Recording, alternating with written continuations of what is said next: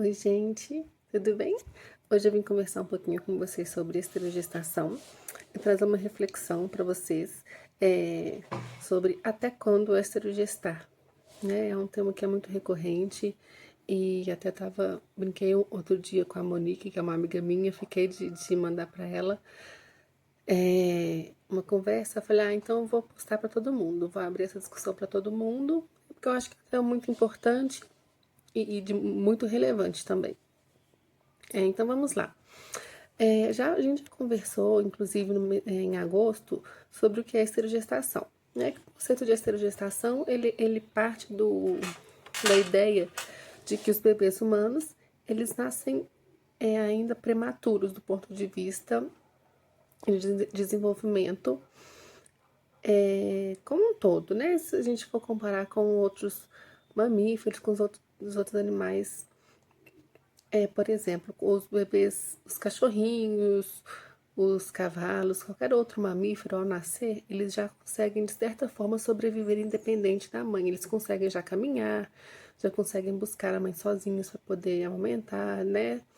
E por aí vai. E os bebês humanos, eles são os únicos que são 100% dependentes da mãe e do cuidador. Se não tiver alguém perto, eles morrem, né? Porque eles não conseguem buscar alimento, eles não conseguem caminhar, eles não conseguem fazer nada. Então, por isso, a gente tem essa teoria que diz que, devido ao nosso desenvolvimento para caminhar sobre duas pernas, né? Nossa mudança no nosso corpo, a nossa gestação teve que diminuir o tempo. Então, os nossos bebês, eles passam a nascer de forma prematura, para que eles possam passar pelo canal de parto, a partir do momento em que a gente passa a ser bípede, porque se a nossa gestação fosse ser mais longa, como era quando a gente não era bípede, os bebês não passariam pelo canal de parto. Então, a gente teria, né, uma extinção, entraria em extinção. Então, esses bebês, eles precisam terminar esse desenvolvimento fora da, da barriga da mãe, que é o que muita gente chama de quarto trimestre gestacional, que seriam os 3 primeiros meses de gestação, que são, né, o período mais crítico que muita gente acredita aí, que é o período de maior adaptação mesmo do recém-nascido no nosso mundo, quando eles ainda não sabem que eles nasceram, não se enxergam, né, como ser independente da mãe. E é um período assim de uma intensa mudança assim para todos, né? Assim, um período mais complicado, por assim dizer. E aí, quando a gente fala de esterogestação, a gente tem mais de uma linha de pensamento. E uma dessas linhas que hoje eu acredito que é a mais conhecida, que é o que a gente vê muito falando do Harvey Karp, né, que é o pediatra americano, que inclusive fala do 5S, e ele diz que a esterogestação, ela dura esses 3 primeiros meses, que seriam esse quarto trimestre de gestação, que seria o período necessário para terminar essa gestação, que seria o ideal do ser humano, e o bebê terminar esse desenvolvimento principal inicial. E aí, o que eu venho trazer para vocês é justamente isso. Será que essa esterogestação ela realmente termina nesses 3 primeiros meses? Será que eles são suficientes para esse desenvolvimento dos nossos bebezinhos? Será que eles já saem desses 3 primeiros meses com um desenvolvimento assim legal? Se a gente for seguir essa linha de comparação com os outros mamíferos, por exemplo, né, com 3 meses de idade, a gente já pode comparar um bebezinho, né, com os outros recém-nascidos, os outros filhotinhos. E aí, nessa linha, a gente tem um antropólogo, que é o Ashley Montagu, que eu gosto muito também, né, e ele fala justamente isso. Pela, pela linha, né, de pensamento do Montagu, ele fala muito que essa esterogestação, ela vai até por volta dos 9 meses de idade da criança. Por quê? Porque com 9 meses de idade é quando a criança, o bebê humano, ele já adquiriu um certo independência da mãe.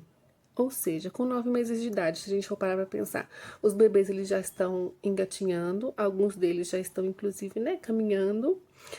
Com 9 meses de idade, os bebês eles já não são 100% dependentes do leite materno, eles já se alimentam de outras fontes, né? Eles já estão comendo, mesmo que ainda não se alimentam né, 100%. O leite continua sendo a principal fonte de alimento até 1 ano de idade, mas eles já estão se adaptando a outros tipos de comida, né? Eles já se percebem como um corpo separado, tá? Gente, não repare meu esmalte. Como um corpo separado daquela mãe, então ele, né, já está passando ali pela aquela fase que a gente chama de angústia de separação, que é quando o bebê se enxerga realmente como um ser, né, independente da mãe, eles não são uma pessoa, o mesmo corpo, que a gente até brinca que é um dos piores picos, saltos de desenvolvimento, justamente nesse período, justamente por esse entendimento como ser. Então, aí nesse momento assim a gente poderia comparar o nosso bebê humano como os outros bebês mamíferos, porque ali ele já teria um certo grau de independência e uma certa capacidade. Claro que a gente não pode deixar um bebezinho sozinho, ele não seria capaz de sobreviver, né? Mas eu acho que dá para entender essa lógica aí. Então eu acho que é do meu ponto de vista, né? E aí que eu quero trazer essa discussão e essa reflexão para vocês. Do meu ponto de vista, a gente pensar numa esterogestação apenas nos 3 primeiros meses de vida do bebê, a gente está sendo muito até mesmo otimista, né? Porque um bebê, ele não vai querer aquele colinho, o colo da mãe, o reconhecimento daquele local de segurança ali, não é só nos 3 primeiros meses, é muito além, né? A gente pensar que passou os 3 meses e ali ele já não precisa mais daquele lugar comum ali para poder se acalmar. Então, é isso aí. A gente tem várias linhas. E aí, até quando, pensando assim, até quando a gente tem que esterosgestar? Até 3 meses, até 9 meses? Será que todos os bebês têm um desenvolvimento muito igualzinho? Então, 9 meses acabou, parou, a gente não precisa mais carregar essas crianças no colo, colocar essas crianças no sling, aconchegar, acalentar, aumentar. Nossa Senhora, né? Eu acho que as coisas não são bem assim. A gente tem essas referências para nos dar um entendimento melhor do desenvolvimento e das fases que as crianças passam, né? O que os nossos bebês estão passando, estão sentindo. Mas né, Luciana, assim, pela minha experiência como mãe, como profissional, nos estudos, né? Tudo que eu estudo, eu penso, eu acredito que a esterogestação ela vai muito além que a gente pensar somente em idades também da criança. Eu acho que é algo muito individual e vai depender da criança, vai depender da mãe. Então, acho que isso a gente vai depender do que a gente sente da necessidade do nosso filho, sabe? O esterogestar, a gente vai sentir a necessidade do nosso filho, vai sentir até quando a gente vai ter, eles vão ter essa necessidade. E mesmo quando eles já não têm tanto, né? Eles já são maiores, já estão crescidos, já não têm tanta dependência, ainda vão ter aqueles momentos que eles vão precisar voltar para o nosso colo, para o nosso aconchego, vão precisar voltar para essa esterogestar, né? Para poder se sentir acolhidos, aconchegados, retornar para esse ninho, né? Que outrora era o único lugar que eles tinham para poder, que eles conheciam. Então, é isso aí, gente. Vim aqui rapidinho para deixar essa reflexão para vocês, né? Para a gente pensar um pouquinho além, pensar o esterogestar além, que é muito mais do que só o 5S, que a gente tanto ouve falar que hoje, quando a gente fala em esterogestação, parece que se resumiu, né, a esses 5S de enrolar, balançar, colocar de lado.